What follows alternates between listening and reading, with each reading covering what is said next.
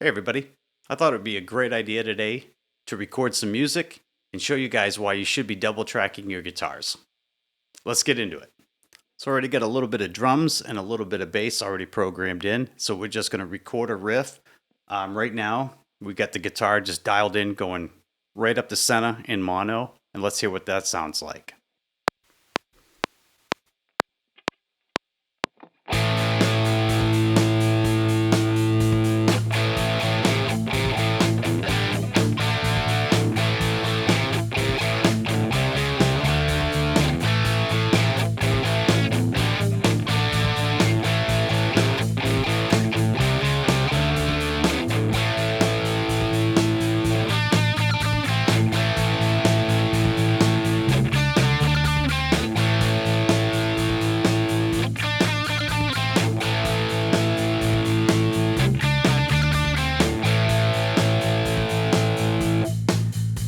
All right, so that was the first run through. That's straight up the center.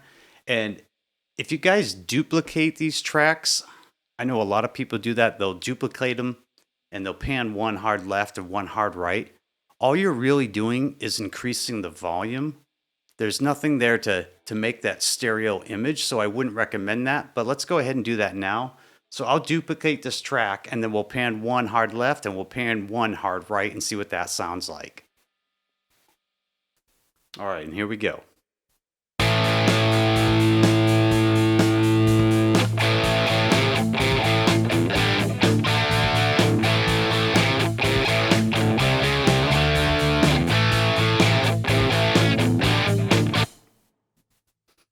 So I hope you can hear how all it did was increase the volume. There was no separation there.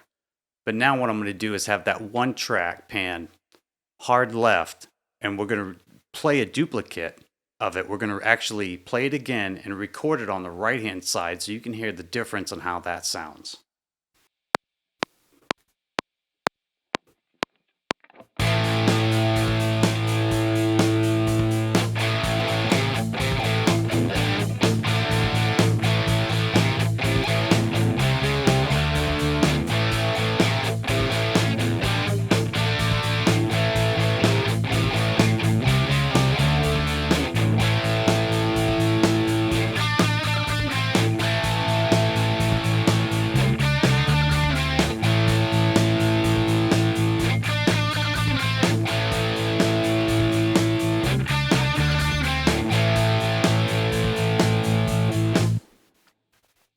All right, so now we have one left and right. As you can hear, that makes a huge difference in the sound.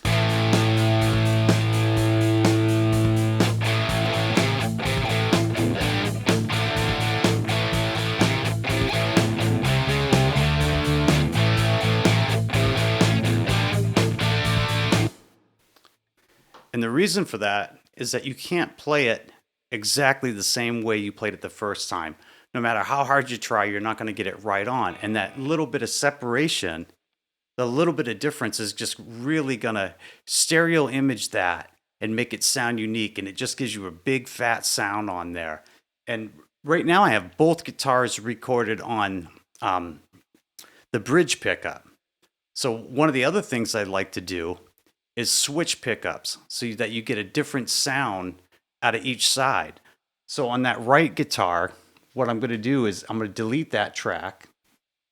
We're going to come back here, but I'm going to switch to the bridge pickup, or to the neck pickup, I mean, and play that same thing, and you'll hear how it gives a different sound to that track.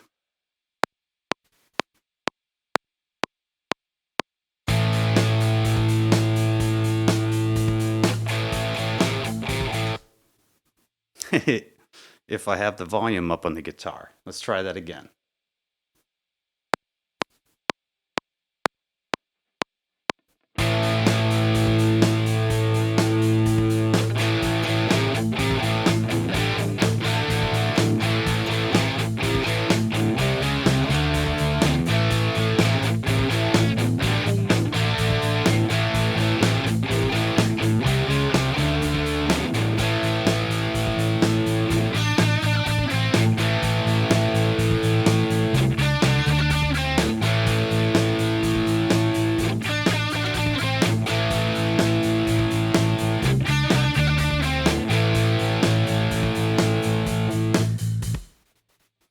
So I really like that sound. It just helps thicken it up quite a bit.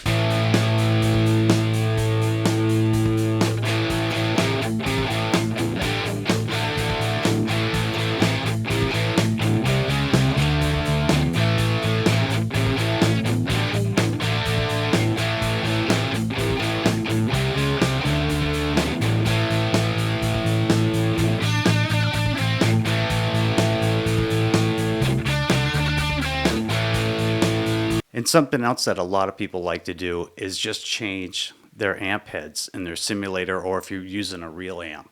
So right now I've got my British Dirt in my bias effects too, and it's using a plexi for the left and the right. So I'm just going to change these heads on the one guitar, and so now we have two different amps, one on the left and then a different amp on the right.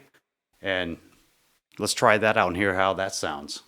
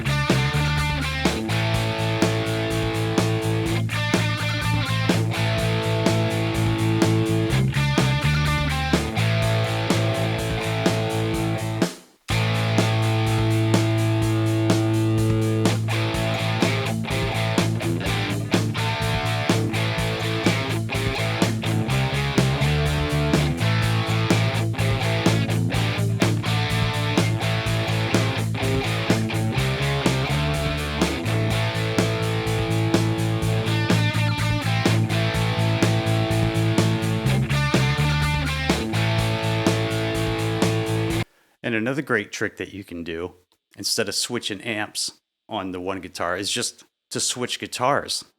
So I got the old Hagstrom out, and that's on the bridge pickup as well. Let's play that and see how that sounds.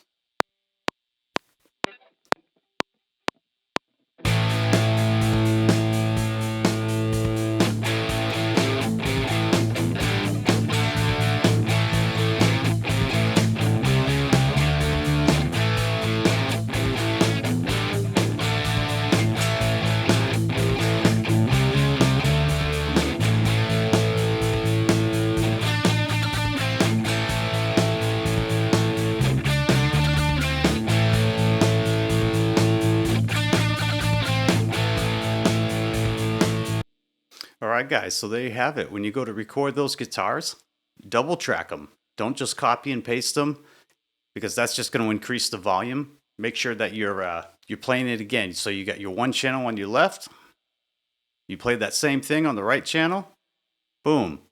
Another way you can mix it up is you can have one of your guitars on the bridge pickup and your other guitar on the neck pickup. That works really great. Or you can switch the amps in your simulator, or if you're using real amps, if you have two amps, you can switch those out as well. That'll give you a great sound. The other thing you can do is just switch guitars. So you can play one guitar on the left side, and then you can pick a different guitar and play the same thing on the right-hand side. All right, guys, I hope this gives you some ideas, a couple little tips when you're recording next time. Let me know in the comments the way that you prefer to record your guitars.